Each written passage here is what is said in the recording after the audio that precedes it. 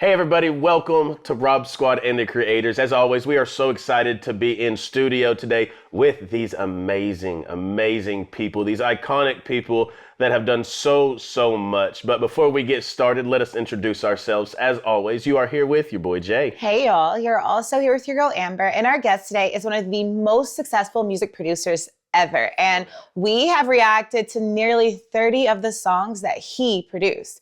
He's behind some of the most celebrated songs in the entire history of music. Phil Collins, The Police, Paul McCartney, David Bowie, and Genesis are just some of the acts that he helped guide through his illustrious career. To say that we are fortunate to have Hugh Padgham here as our guest is an understatement. So please welcome to Rob Squad and the Creators, all the way from Greece. That's our farthest guest. Mr. Hugh Padgham.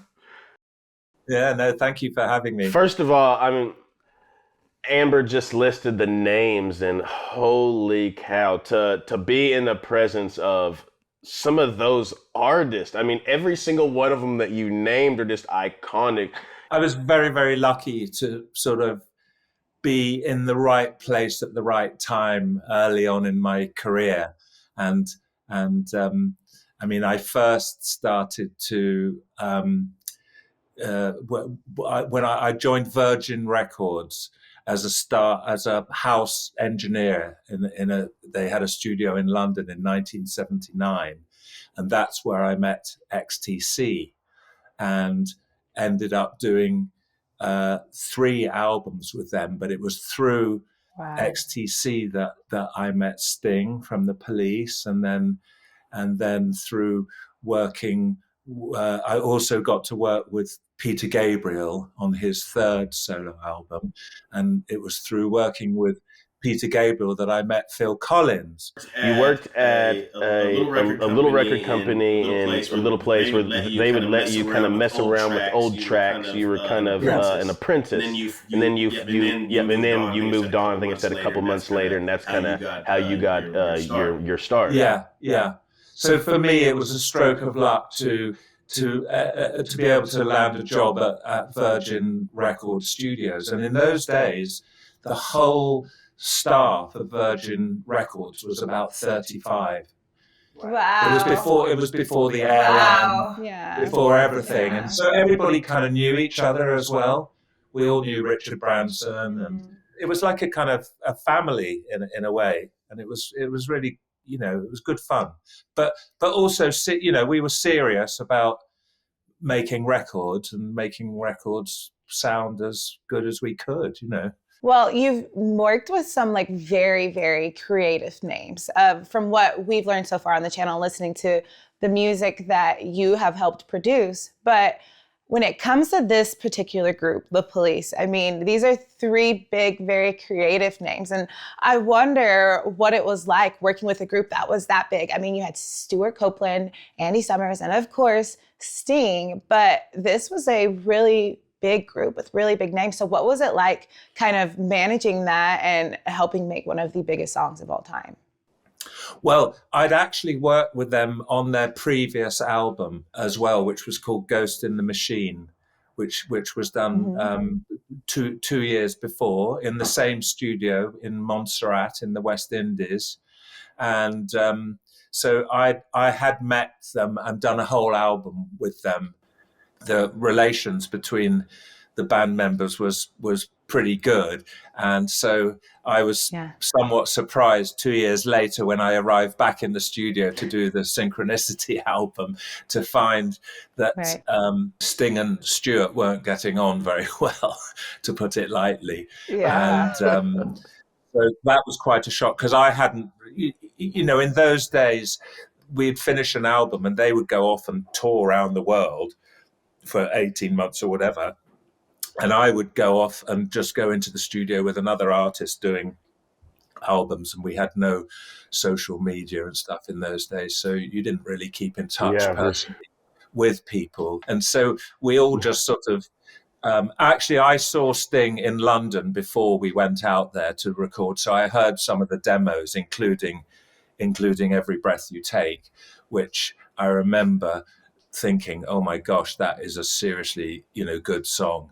And the manager, Yeah. Stuart's brother, was there. And he is quite a character. And he said, God damn it, that's a hit. If ever I heard one, you better make it a hit, boy. Talking to me. Very bad American accent there, I'm afraid.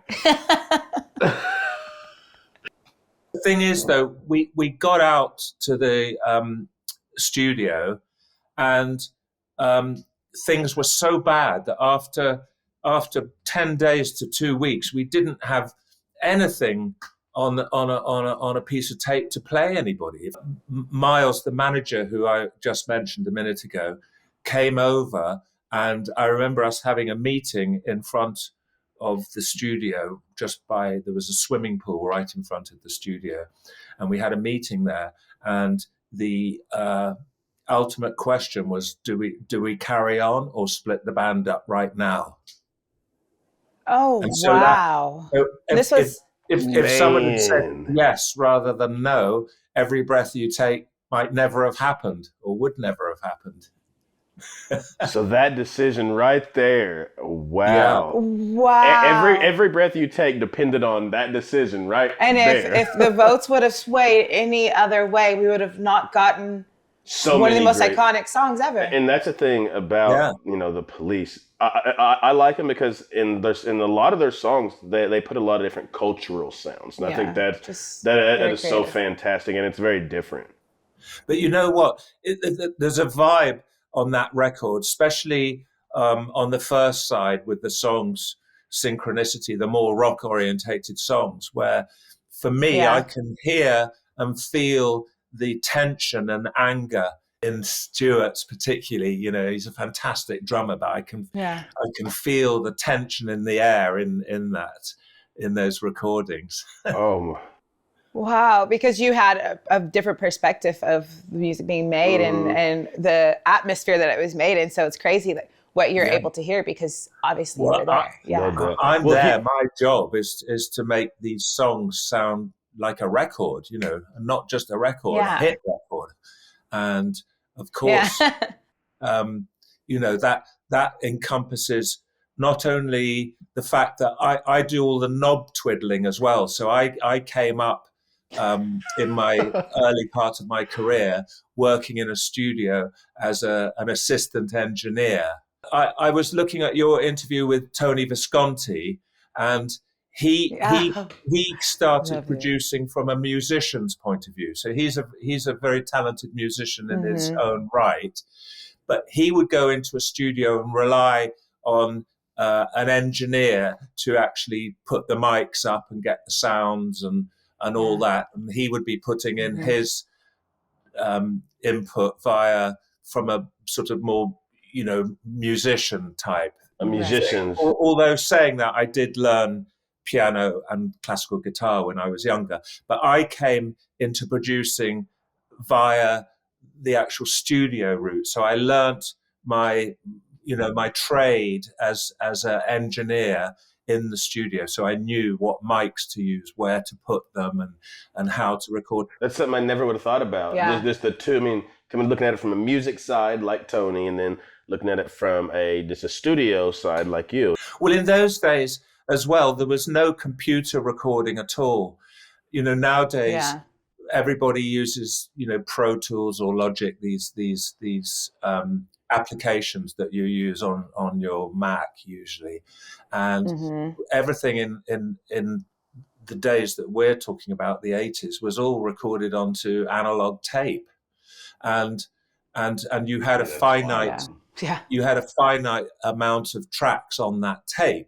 So nowadays, if you're recording onto computer, you never have. If you don't know whether you like something or not, you can just keep it in the background. Whereas back in the old days, you had to make much more decisions as you were going along, because you couldn't keep things if you didn't want them, because you needed the actual tracks for the recording, and we only had 24 tracks, and so it was, you had to make a lot more decisions as you go along, which was in some ways a good thing, looking back on it now. And the other thing is, the other thing is the actual audio sound of analog. People absolutely love still to this day, and there's something, the warmth of it. I don't know if it's come up on any of your other interviews and stuff, but the old-fashioned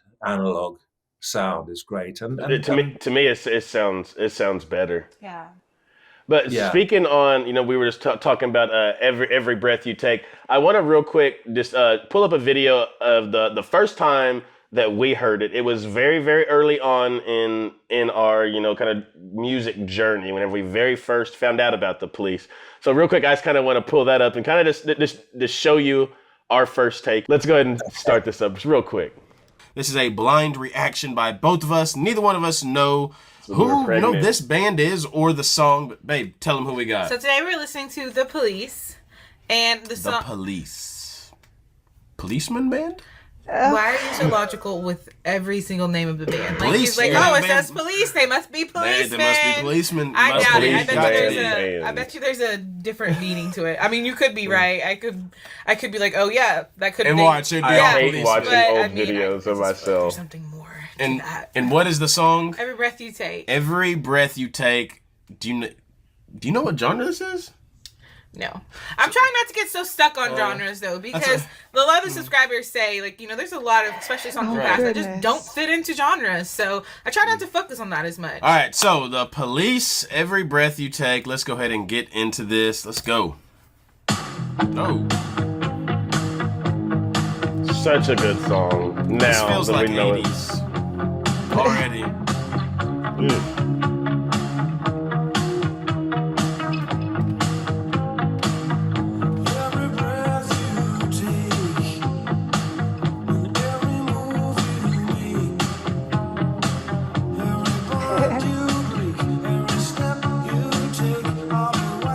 Hold on a second. Does this not sound? See, and now, but by the way, I hate looking at old videos of myself. So How long ago was that's when we. I was pregnant at that Yeah, point, it was 3 years probably ago. 3 years ago. Amber was pregnant with our son, so it was quite a while ago. But now that obviously we've heard the song so many times.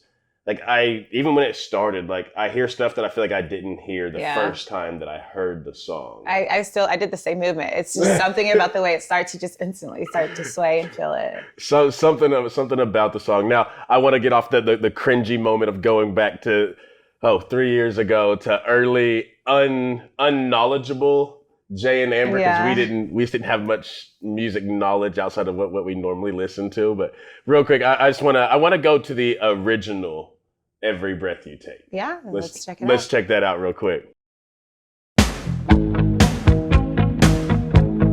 Here we go. Like the bass, the drums.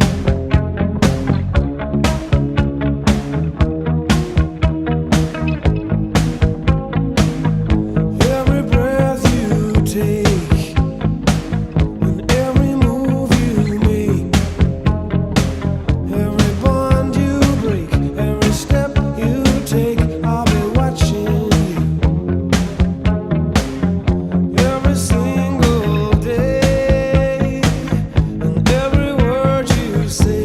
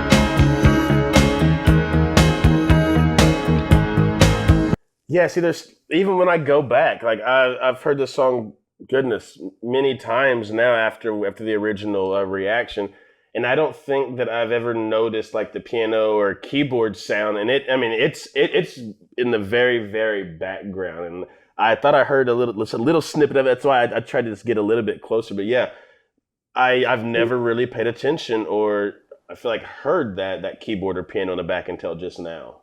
Yeah. And in that instrumental bit that had just started a little bit before you stopped, if you listen again at some point, there's a one note piano note, and it's the same note just repeated time and time and time again all through that section. So it's one note that's common to all the chords. So did you guys put that on a loop? No. It was all played by real hand. Wow, that's cool. Like I was saying before, when we started off making the album, particularly with that song, because Stuart loves playing. He's the most incredible drummer, and he plays these, all that sort of stuff. and Sting wanted it to be really, really simple. And so there was massive arguments there about how we were going to play it. We tried it in all sorts of different ways, and it eventually came out how it came out. But actually, the bass drum is from a drum machine, and then Stuart basically overdubbed the snare drum and then the hi-hat. So he actually ended up putting on all his bits individually. So he never actually played a whole kit through that. And wow.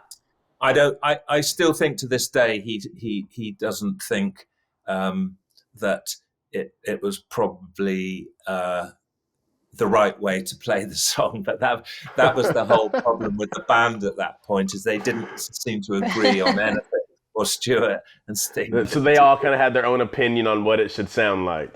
Yeah, well, especially Sting and Stuart, because what you've also got to remember is that Stuart started the band and invited Sting to play in it. Oh, I did not know that. See, I did not know that either. I didn't know that. Stuart was really always thought that it's his band, if you see what I mean, and he asked Sting to join it, and they had a different guitar player to start with. But if you listen to the very first Police album, they're not all Sting's songs.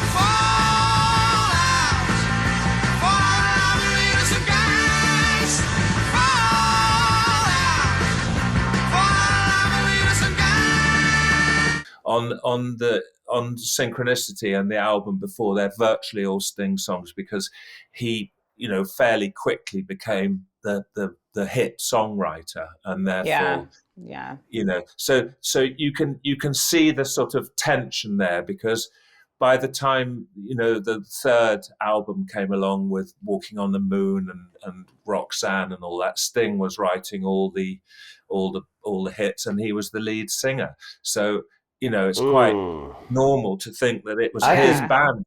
Yeah. So there was sort of resentment sort of hanging around in the air, if you see what I mean. But I mean, I would be upset too. I started this band, think it's gonna be my band, and now it's kind of taking over. I mean, yeah. I would probably feel some type of way about it too. But like we said, whenever we first learned, we thought Sting kind of was it was his band.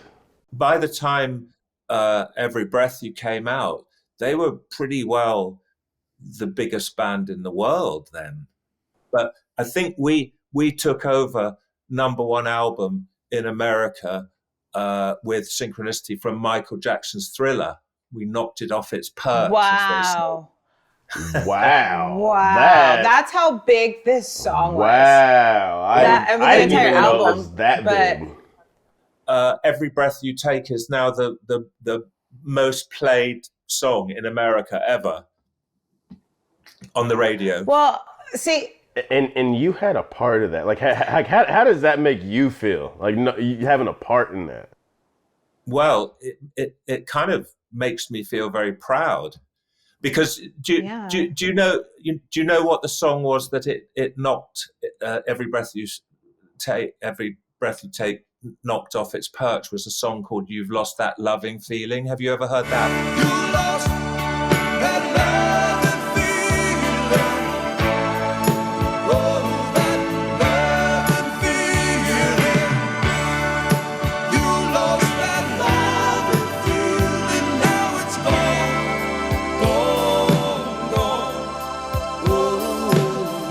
I love hearing stories. And man, it took Thriller down. It took You've Got That Loving Feeling down. I mean, that smile right there says it all. Goodness, that's definitely something to be proud of, no doubt about it. Let's go ahead and finish off this video. Golly, that my mind's blown at the moment. Let me get back right. Let's go.